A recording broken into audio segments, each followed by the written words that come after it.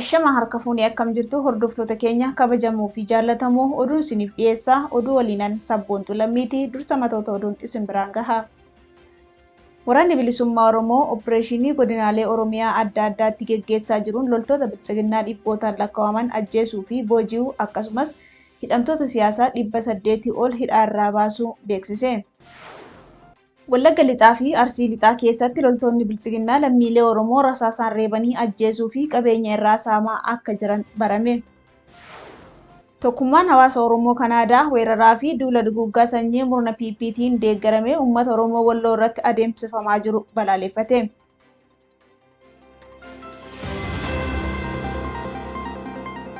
Kunneen matoota oduu turanii amma gara bal'ina oduutiin isin ceesisa. Waraanni bilisummaa Oromoo opereeshinii godinaalee Oromiyaa adda addaatti geggeessaa jiruun loltoota bilisiginnaa dhibbootaan lakkaa'aman ajjeesuu fi booji'uu akkasumas hidhamtoota siyaasaa 800 ol hidhaarraa baasuu beeksise. Waraanni bilisummaa Oromoo haleellaa humnoota gartuu faashistii fi weerartuu irratti fudhatu cimsee itti fufuun injifannoo gonfatuu ifa godheera. Woboon dhiha Oromiyaa magaalaa Dambidollootti opereeshinii Guraandhala 2 bara 2023 geggeesseen ilmaan Oromoo mana hidhaa magaalaa Dambidolloo guddicha Waynii jedhamee beekamu keessatti ukkaanfaman 862 bilisa baasuu beeksisee jira. Hidhamtoonni kunneen kanneen Oromummaa isaanii qofaan sirna PPT'n yakkamanii hidhaa keessatti dararaa suukaneessaa keessummeessaa turan ta'uu kan dubbatan yoo ta'u, murtiin hidhaa waggaa 6 hanga 25 itti dabarfamullee himani. Hidhamtoonni kun dhukaasa alaa dhagahaniin booda waraanni bilisummaa Oromoo mana hidhaa keessaa isaan yaasee bilisa ta'uu akka itti hime dubbatanii gammachuu isaaniitis daandii irratti bahuudhaan ibsataa turani.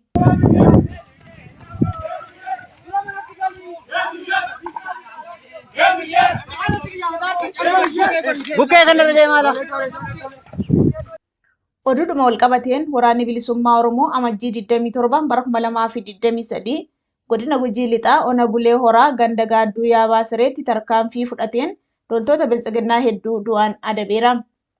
Guraandhala 2 bara 2023 ammoo onuma kana iddoo addaa Baddaa Magaalaa jedhamutti woboon lola humnoota PP faana guyyaa sa'a 10 irraa eegalee halkan guutuu geggeessaa buleen loltoota sirna PP 500 caalan ajjeesuun 240 booji'uu gabaasni arganne ni addeessa.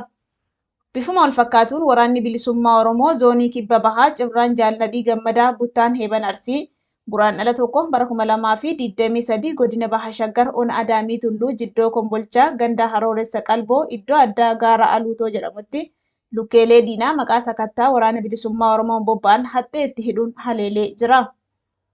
Lola guyyaa guutuu ganama sa'aatii 8 irraa hanga sa'aa 6tti geggeesseen loltoota diinaa 20 ajjeesee 30 ol ammoo madeessuutti dabalee meeshaalee waraanaa AKM lakkoofsaan 12 ta'u hidhannoo guutuu waliin rasaasa AKM 200 fi gumbii isnaayiperaa tokko irraa hiikuun dantaa qabsoof oolchuu beeksisee jira. Miseensa poolisii humna addaa tokkos hidhannoo guutuu waliin booji'uu ifa godhe waraanni bilisummaa Oromoo. Opereeshiniin fakkaataan lixa Wallaggaa Beegiitti, Baha Wallaggaa Goobbuu Sayyootti, dhiha Shawaa Baakkoo fi Midaaqanyitti akkasumas dhiha Harargee Ona Gammachiisitti gaggeeffamaa akka jiru odeessi waraana bilisummaa Oromoo baase ifa godha. Tarkaanfiin farreen uummata Oromoo sirna dulloomaa kufaatii irraa dandamachiisuu fi saamichaaf bobbaafaman irratti fudhatamu hanga bilisummaan Oromoo fi walabummaan Oromiyaa mirkanaa'utti kan cimee itti fufu ta'uu beeksise. Wallagga Lixaa fi Arsii Lixaa keessatti loltoonni bilisiginnaa lammiilee Oromoo rasaasaan reebanii ajjeesuu fi qabeenya irraa saamaa akka jiran barame. Godina Wallagga Lixaa Ona Qilxuu Kaarraa ganda Guyyoo Saqii keessatti amajjii 29 bara 2023 qeerroo maqaan isaa Damee Ol Jirraa jedhamu waraanni PP erga qabanii dararaa hamaa irraan gahanii booda rasaasa itti roobsuun ajjeesanii gatani. Hidhattoonni fi dabballoonni PP kunneen maqaa misooma jedhuun uummata hiraarsaa jiru kan jedhan maddeen magaalaa Qilxuu Kaarraa irraa fageenya xiqqoo irratti kan argamtu ganda Gombootti bilisiginnaan waraana isaa hojjettootatti bobbaasuun dararaa akka jiru ifa godhani.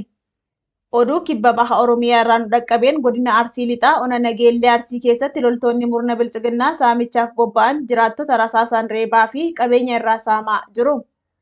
Waraanni bilisiginnaa amajjii 30 bara 2023 godina Arsii Lixaa Ona Nageellee Arsii ganda Malkaa Shaayitti namoota dalagaa dhuunfaa irraa galaa turan karaatti qabuun moobaayilii fi maallaqa irraa saamuu maddeen gabaasaniiru.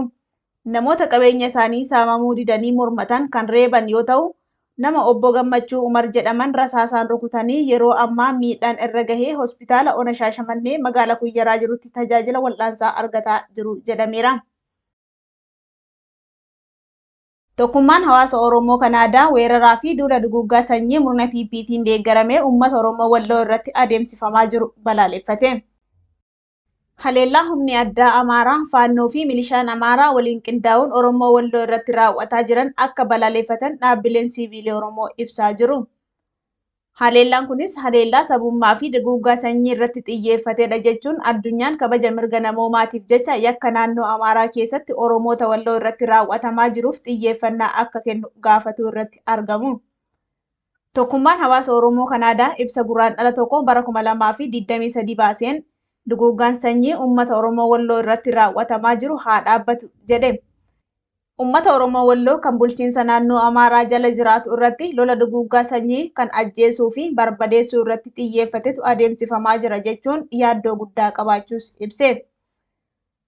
Haleellaan humna addaa Amaaraa fi Faannoodhaan raawwatamu kun gara gandootaa fi onoota ollaatti babal'achuun manca'iinsa qabeenyaa fi galaafatamuu lubbuu namootaa hedduu qaqqabsiisee jira kan jedhe ibsi kun. Daa'immanii fi dubartoota ajjeesuun manneen uummataa gubuu, kuduraa fi muduraa cicciranii balleessuudhaan akeeka uummata hiyyoomsuu fi buqqaasuutu adeemsifame jedhe. Dubartootaa fi daa'imman mana keessatti humnoota kanaan gubatan dabalatee Ona Jiillee Dhummuugaatti namoonni 130 ol ajjeefamuu kan eere ibsi kun ajjeechaan raawwatame kanaa ol ta'uu akka danda'us hubachiise.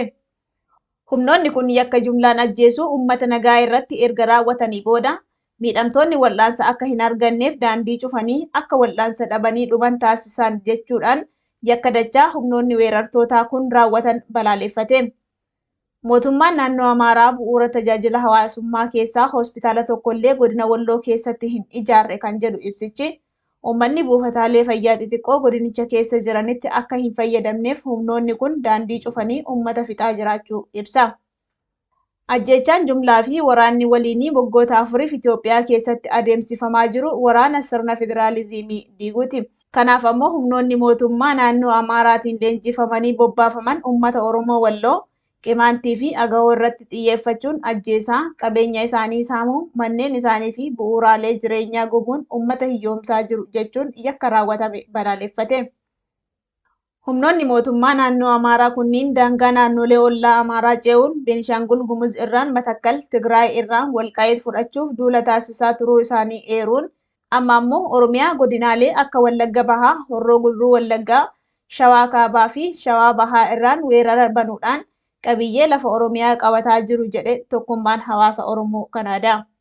Kanneen caasaa mootummaa Itoophiyaa sadarkaa adda addaarra jiranii fi qaamoleen idil addunyaa yakka fixiinsa dhala namaa hawaasa Oromoo Walloo irratti raawwatamaa jiru ilaalchisee odeeffannoo dogongoraa facaasuu fi dhugaa lafarra jiru awwaaluu irraa akka dhaabbatanis gaafate. Hawaasni addunyaa weerara qabiyyee lafa Oromiyaa fi duula sanyii duguuggii Oromoota Walloo balleessuuf gaggeeffamaa jiru daddaffiin dhaabsisuuf xiyyeeffannaa akka laatus gaafate Tokkummaan Hawaasa Oromoo Kanaadaa. Egaa hordoftoota keenya oduun keenya har'aaf qabnu kanumaan goolabamee jira. Waan nu hordoftaniif galatoomaa.